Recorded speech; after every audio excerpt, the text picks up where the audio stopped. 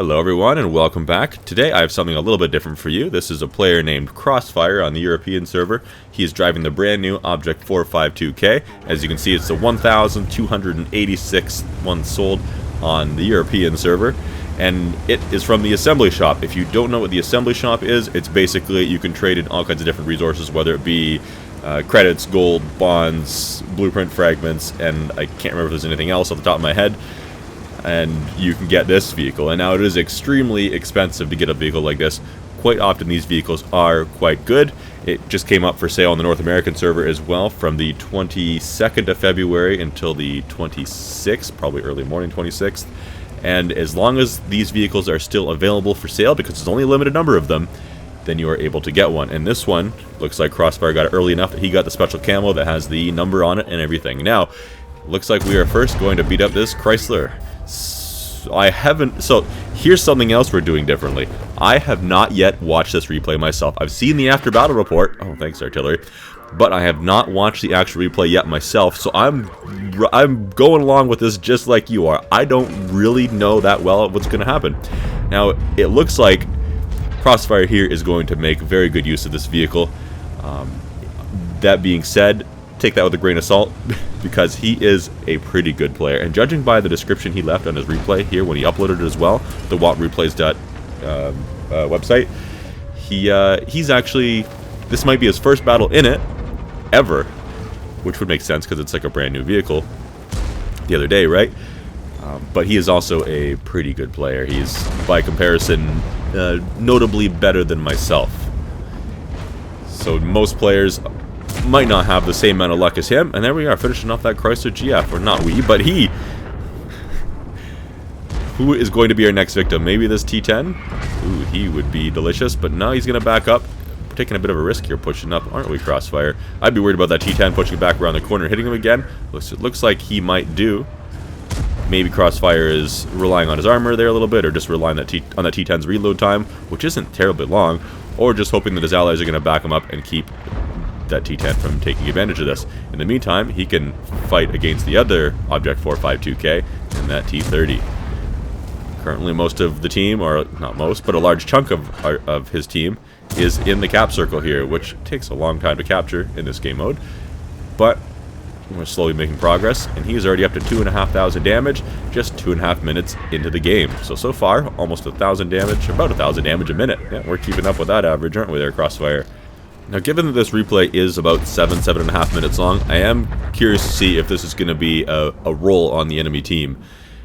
We'll see if it's a very close match at the end.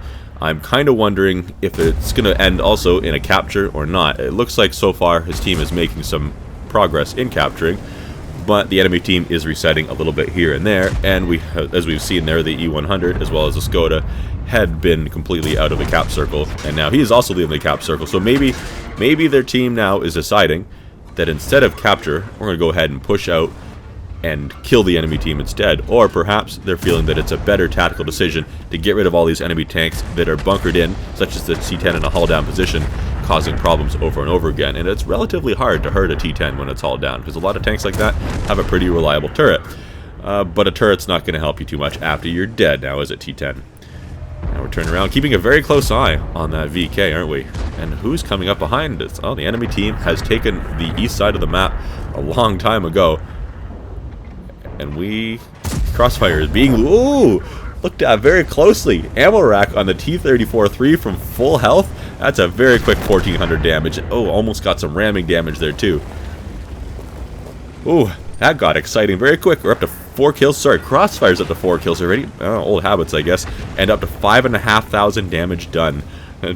Thanks in part to that ammo rack, which that's so satisfying when you get an ammo rack, especially when it's from full health like that. It's such a disappointment when it's an ammo rack from like 60 hit points remaining or something like that. And there we go, putting up the total to almost 6,000 damage. I'm sure Crossfire saw that other artillery piece, the 212A back there, fire his gun.